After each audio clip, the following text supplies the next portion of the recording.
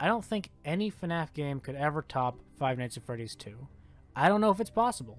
FNAF 2, I think, is one of my favorite FNAF games to play. I can still play this game and still enjoy playing it. I could play it for hours. I played it on my Twitch streams, and I think the best game of the FNAF games is FNAF 2. I think Five Nights at Freddy's 2 is one of the scariest in the series and has probably the best gameplay of all the FNAF games. I might put FNAF 2 on S tier for now because the first FNAF 2 to me, guys. I don't know what to tell y'all, bro. I'm simply just better than y'all.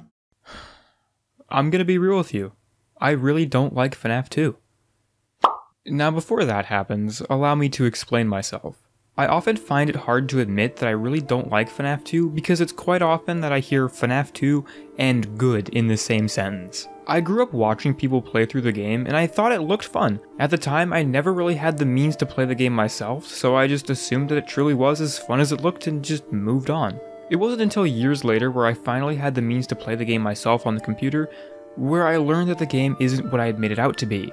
You see, FNAF 2 did a lot for the series, and I will always be eternally grateful, but I couldn't help but feel underwhelmed. About 80% of the characters can be dealt with in the same way, using the mask, while the other 20% need to be treated differently through the flashlight and music box. This normally wouldn't be a problem because in the first FNAF, 100% of all characters need to be dealt with in the same way. So, what's the issue? The mask just isn't a solid enough mechanic. It's essentially the game's door replacement, except it lacks everything that made the doors good. You can't do anything while you have the mask on, and to top it all off, each animatronic takes forever to leave. The two other mechanics aren't that great either. The flashlight, while being a solid mechanic, feels a little bland, but that just might be a personal preference. The music box as well is more or less of a personal grievance. Okay, I hear you ask, why does any of this matter? The game is over 8 years old. And to that I reply, it really doesn't. But what if I told you that a fan game made years later went back and made FNAF 2 actually bearable? I would love to tell you about Fazbear Entertainment Storage and how it resolved all of my issues with FNAF 2 while still being its own standalone game. The date is September 14th, 2019, and game developer DeMichael shared what appeared to be a teaser for a brand new project he'd been working on. Only 2 months prior, in early July of 2018, would he release his first indie project, Fazbear's Fright Storage. For what was presumably a first game, it was received pretty well as it made its rounds throughout the FNAF community. What made the game stand out so much was the ideas that it brought to the table. DeMichael wondered why the toy animatronics from FNAF 2 hadn't been seen since their feature debut, so he explored this further, creating what he believed to have happened to the animatronics. Unfortunately, after the game was released, there was one issue. DeMichael knew he could do better. Thus, 3 days after the original teaser was the official announcement for Fazbear Entertainment Storage, an official remake. This was huge news for the small but dedicated community he had built up over the years, as the game page hit 300 followers in the first day of being public. Over the following weeks, DeMichael would share small snippets of his progress, as well as taking user feedback. It's just evident in how active he was that he was truly dedicated to making a standout game. This rate of progress would continue until early 2020, when the world changed forever. Progress was slowly dwindling, until early March of 2021, where the unthinkable happened. Cancelled. In a very heartfelt post, he explained that his motivation wasn't there anymore, and he was spending his time coding a game that he really didn't know how to code. And just like that, DeMichael disappeared from the FNAF scene entirely.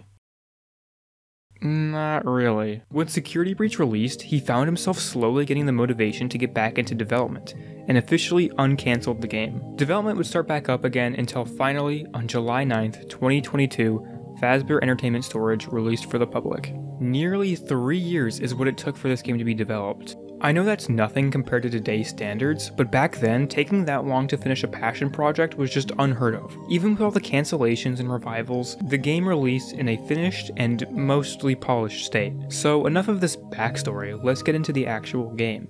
Damn, Daniel! Jumping into night 1, we get a phone call from a man named Henry. Let's just be honest here, it's really just Henry from the actual FNAF story, but for the sake of storytelling, pretend it's some other Henry. Other Henry tells us that we got the job watching over the storage facility because we're in fact the only one to sign up. You see, Henry here is a mad conspiracy theorist and believes that someone is coming in after hours and tampering with the decommissioned toy animatronics. But that's not important right now. What is important is the fact that the animatronics are known to walk around at night, and we need to keep them as far away from us as possible. We are given a couple of tools to help us do so. The camera panel, which can view every room in the facility as well as shut the vents. The mask, which is the same as FNAF 2, but with a slight caveat. Because the animatronics are so worn down, the mask only works on a select few of them. You see, that's literally all Scott would have needed to do. Just make the mask not a foolproof method of defending yourself. It now takes actual brain power to identify which threat is currently present and which defense to use against it. Speaking of defenses, you are also given a flashlight with a much weaker battery than in FNAF 2. You can use this on certain animatronics to send them back into the darkness. You are also given a vent door and a maintenance panel. The vent door is simple, just close it when you see an animatronic. The maintenance panel is where things get interesting. At this current moment, its only function is to display the time and fan status. It's not really that useful in the earlier nights, but that's okay because we need to worry about the animatronic that's in the vent.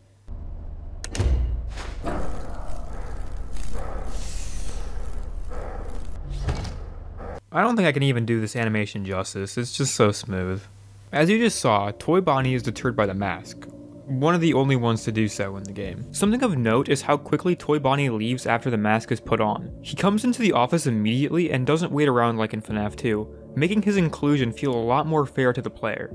Toy Chica is the only other character active, and she makes her way through the vent at the top of the office. All you really have to do is shut the door. However, you have to be a lot more careful here, as there isn't a way to tell that she's gone except for a faint audio cue.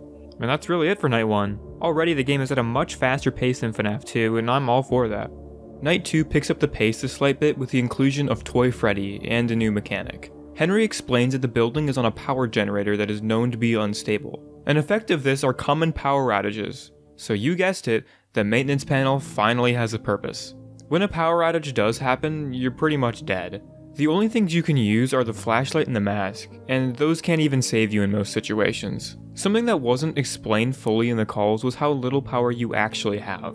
Like seriously, I died multiple times to power outages throughout my playthrough. They really want you to be as power preservant as humanly possible. Toy Freddy is the other addition to Night 2, and his mechanic is a little different from the other animatronics. He will slowly creep around the building and eventually show up in the hallway. When this happens, we need to shine our light in his face to make him go away.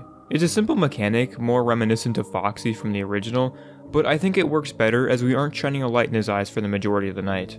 Aside from the usual increase in difficulty, that's really it for Night 2. So far this game is pretty simple, hopefully it won't change going into Night 3. Hey look, it didn't change! Night 3 only adds 2 new characters, and they're pretty easy to deal with. Mangle will leave the parts and service room and hang out in the vents. They will eventually make their way to the vent intersection at camera 11. Mangle can go through any of the 3 nearby vents. It's best to keep the vents sealed and Mangle in cam 11. Just like in FNAF 2, once they're in, they won't leave. So all we need to do is look for Mangle and seal the vent that they're in once they make noises in the vents. Henry also briefly talks about building temperature that can be viewed through the maintenance panel, but I never really had to worry about this because I never actually kept the vents sealed for too long. It probably does something, I'm too lazy to check. The second and by far easier character is Balloon Boy. He shares the exact same mechanic as in FNAF 2, where he'll give his usual hello when he moves. After 4 hellos, he'll be in your vent trying to sell you insurance. So far, this game is really handling its mechanics very well by introducing them at a slow enough pace where it feels like you can pick everything up, but not slow enough to the point where it's boring.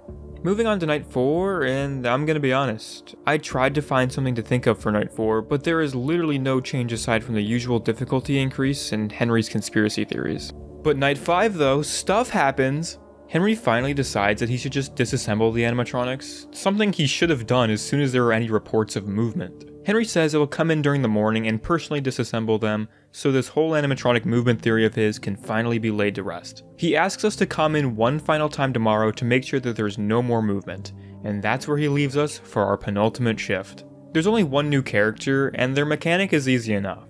The puppet finally makes their debut tonight, and I'm just thrilled to say that it doesn't involve a music box. So occasionally the screen will flash with a "find her" or some similar message, and your job is to look through every camera to find the puppet. Once you do, all you need to do is look at her and that's it. Aside from that, Night 5 is your typical FNAF Night 5. Difficulty is at its highest, and it's by far one of the funnest parts of the game. After completing our shift, that's it. We can rest easy knowing that the animatronics that we've been looking after for the past 5 nights have finally been disassembled. Nothing could possibly go wrong. Oh yeah. Welcome to Night 6, the boss fight of sorts. Okay, good news and bad news. Good news, all of the animatronics have been disassembled and they're no longer a threat. Bad news, 2 animatronics now replace them. Fredbear and Spring Bonnie are the only 2 animatronics active on Night 6. I know it's kind of cliche, but I'm going to give it the benefit of the doubt here, because this game came along way before the craze of Night 6 boss fights. Anyway, each character has 2 different mechanics. We're going to start with easily the most complicated, Fredbear. He starts out by wandering around the building and eventually ending up in camera 7, where he'll quickly enter the office. We need to put the mask on as soon as we see him in the camera. I didn't actually know that for a long time and just ended up dying way too frequently. Fredbear can occasionally try to disable the building's power by doing something in one of the rooms. It's never actually explained what he's doing, but I'm sure he's fucking something up. To counter this, we need to use the maintenance panel, which is now equipped with controls to shock the animatronics. It has a super long recharge though, which is why there's a lot more planning as to when to shock an animatronic. But we'll get into that a bit later. Spring Bonnie, on the other hand, is a little less sporadic than Fredbear, but their mechanics are roughly the same. Spring Bonnie will mosey around the building, eventually ending up in camera 8, where they'll try to get in through the overhead vent. I never found that they'll actually attack very often, and will usually just end up wandering the building for most of the night. However, Spring Bonnie's second mechanic makes up for it. Sometime past 3 AM, they'll have a chance to wander into a camera and disable it temporarily. This is where some pre-planning comes into play, as the only way to avoid Spring Bonnie from permanently disabling the camera is by shocking them. I actually didn't even know you could do that for a little while, and I spent my first couple of attempts letting them completely disable my cameras, which is less than ideal. Overall, I really love this night and how well it meshes all the mechanics together, both old and new. It isn't perfect, of course. I wish there was a use for the flashlight, because it's quite literally not a concern for the entire night. And that's it for Fazbear Entertainment Storage. This was a fun little experience, and I'm glad I finally took a chance with this one after all these years. I think it does a way better job at being what FNAF 2 was trying to be, you know, trying to overwhelm the player and such. I definitely believe that the added mechanics actually help alleviate some of the issues I had with FNAF 2. I'd love to cover more modern FNAF remakes in the future, but who knows. Anyway, go play this and not this. Thank you, good night.